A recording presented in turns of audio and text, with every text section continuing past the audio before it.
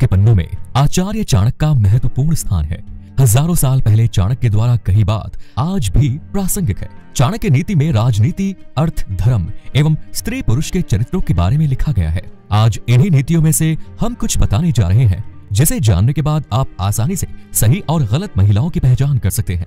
चाणक्य ने स्त्रियों के बारे में काफी कुछ कहा है। उनका स्वभाव, उनकी फितरत, उनकी सोच और वे किस समय किस तरह से बर्ताव करती हैं, इन बातों पर खास अध्ययन किया गया है। चाणक्य बताते हैं कि महिलाएं भरोसा करने लायक नहीं होती। ये सुनकर शायद आपको गुस्सा आ रहा हो, लेकिन उनके ऐसा कहने के पीछे भी ठोस कारण है। चाणक्य के अनुसार महिलाओं के स्वभाव में ही ऐसे लक्षण पाए जाते हैं जो उन्हें भरोसे लायक नहीं बनाते। ऐसा इसलिए क्योंकि वे कोई भी बात अपने तक अधिक समय तक सीमित नहीं रख पाती। अपनी बात दूसरे तक ले जाना उनकी आदत होती है। इसीलिए आप उनसे जो भी बात करेंगे वो दूसरे व्यक्ति तक ना जाए, इसकी गारंटी कम होती है। इसीलिए चाणक्य महिलाओं को भरोसेमंद नहीं मानते।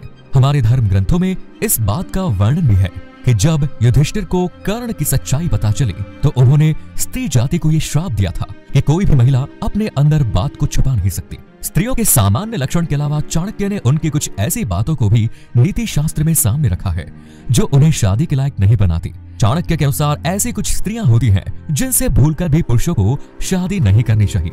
आचार्य चाणक्य के अनुसार सुंदरता ही सब कुछ नहीं होती। यदि कोई पुरुष केवल स्त्री की सुंदरता देखकर उसे परखता है और उसी के आधार पर उसे पसंद करके विवाह कर लेता है तो उससे बड़ा मूर्ख इस पूरे जग में कोई नहीं।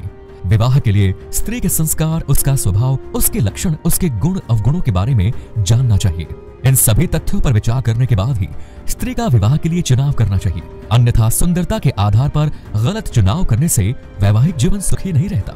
आचार्य चाणक्य कहते हैं कि अच्छे संस्कारों वाली स्त्री घर को स्वर्ग बना देती है। वो पति और उसके पूरे परिवार का ख्याल रखती है, लेकिन बुरे संस्कारों वाली स्त्री सब तहस नहस कर देती है। चाणक्य के अनुसार यदि स्त्री सुंदर नहीं है लेकिन उसके संस्कार अच्छे हैं तो पुरुष को उससे विवाह कर ही लेना चाहिए, क्योंकि यही वो स्त्री है जो उसके भविष्य को सुखद बनाएगी। ऐसी स्त्री उसे एक श्रेष्ठ परिवार देगी। लेकिन इसकी जगह ऐसी स्त्री को चुन लिया जाए जो संस्कारी नहीं है और परिवार की अहमियत नहीं समझती, तो न केवल शादी बल्कि सभी रिश्ते नाते टूट जाते हैं। ऐसी स्त्री अधार्मिक होती है। वो रिश्तों पर विश्वास नहीं करती, पल पल वो रिश्तों को तोड़ने का विचार करती है। ऐसी स्त्री परिवार के सुख के बारे में विचार नहीं करती, बल्कि सभी को दुख पहुंचाती है। ऐसे चरित्र वाली स्त्री न केवल विवाह के रिश्ते को खराब करती है बल्कि पूरे कुल का नाश करती है। वो उस पूरे परिवार को समाज के सामने बेइज्जत करती है। इसीलिए विवाह के लिए हमेशा संस्कारी स्त्री का ही चुनाव करना समझदारी है। सुंदरता मन की देखनी चाहिए, तन की नहीं। शादी विवाह हमेशा बराबरी के घरों में ही उचित होता है। झूठ बोलना, कठोरता, छल करना, बेवकूफी करना, लालच, अपवित्रता और निर्दयता ये औरतों के कुछ नैसर्गिक दुर्गुण हैं।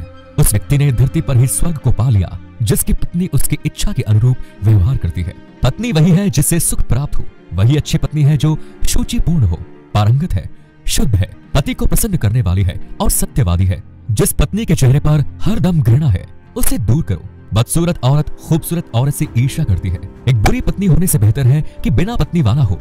एक स्त्री की शक्ति उसकी सुंदरता और मीठे वचनों में है। तो दोस्तों, कोशिश करें कि ऐसे स्त्रियों से खुद को दूर ही रखें।